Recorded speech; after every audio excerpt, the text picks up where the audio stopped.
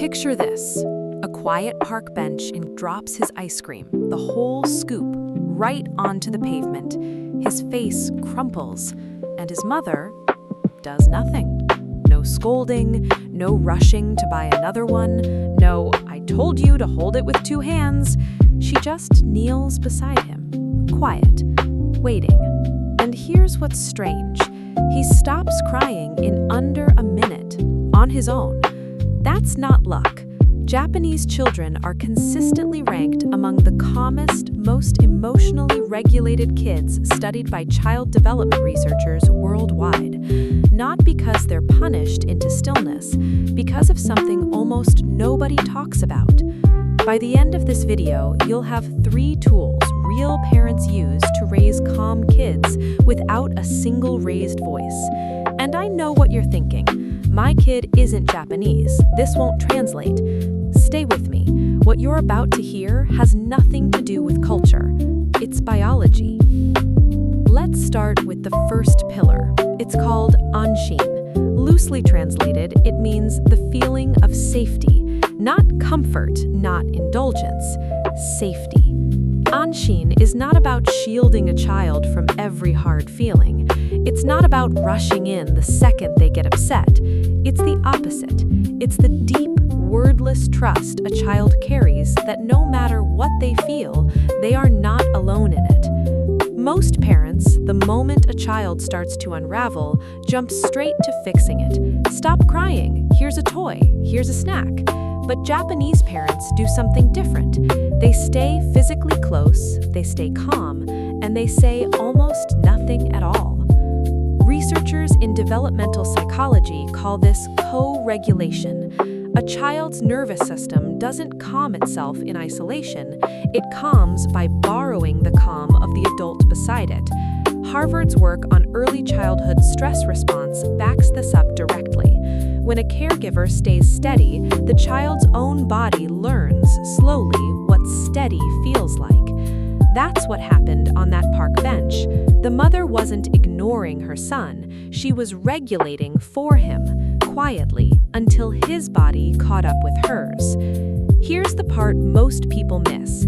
This isn't a technique you pull out during a tantrum. It's built months and years before the tantrum ever happens, through hundreds of small, ordinary moments where a child learns, over and over, that a parent's presence doesn't disappear when the child's mood does either. Not because they're afraid to leave, not because they're spoiling him, because that felt safety is the actual foundation calm behavior grows out of.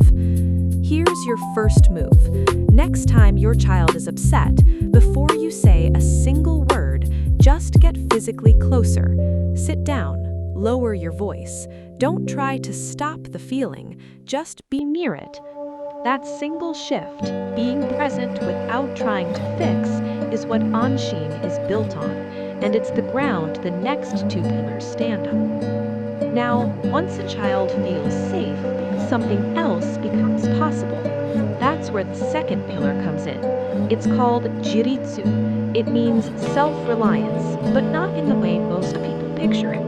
Jiritsu is not independence through pressure. It's not figure it out yourself, thrown at a child who isn't ready. It's the opposite of abandonment. It's a parent stepping back on purpose at exactly the right moment, so the child gets to discover what they're capable of. Most parents, when a child struggles, step in fast. Shoes won't tie, parent ties them. Argument with a sibling, parent solves it. But Japanese parents pause first. They wait. They watch. And that pause is the whole method. Researchers in developmental psychology call this productive struggle, and it shows up again and again as one of the strongest predictors of emotional resilience later in life. A child who is rescued every time never learns that discomfort is survivable. A child who is given space, even 10 seconds of space, learns something no lecture could teach them. I can handle hard things. Think back to that boy on the bench. His mother didn't hand him a new ice cream. She didn't solve his problem. She let him sit in the disappointment, just long enough to move through it himself. That's Jiritsu in action, not coldness, trust. Here's your move for this pillow. The next time your child is stuck, frustrated, or mid-meltdown over something small, count to 10 in your head before you jump in. Just 10 seconds. You'll be surprised how often they don't need rescuing at all. Now, here's where it gets interesting, because safety and self-reliance only get you halfway there. The third pillar is what ties it all together. It's called Shitsuke. It roughly translates to discipline through repetition, but not punishment-based discipline. Discipline as in shaping, the way water shapes stone. Shitsuke is not about rules enforced through fear. It's not a chart of consequences on the fridge. It's the belief that behavior becomes character not through correction, but through small, repeated rituals done calmly every day without pressure and without reward. In the West, we tend to wait for the bad behavior, then react. We yell, we take something away, we negotiate. It works for a few minutes, and then it happens again. That's because we're treating the moment, not the pattern. Japanese parenting flips that. Instead of managing outbursts after they happen, parents build tiny, daily, non-negotiable rituals into ordinary life, setting the table, packing a school bag, saying thank you before a meal. Not because the parent needs the help, but because repetition, done without pressure, quietly rewires how a child sees themselves. Neuroscience backs this up too. A nervous system that experiences predictable, low-stress repetition every day builds stronger self-regulation than one managed only through crisis response. Go back to that bench one more time. That calm didn't appear out of nowhere in that single moment.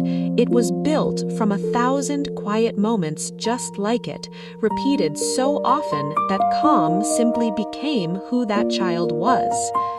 Your move here is simple. Pick one tiny ritual, something as small as saying thank you before dinner or packing a bag together each night, and do it without pressure for the next 3 weeks. Watch what happens to your child, and honestly, watch what happens to you too.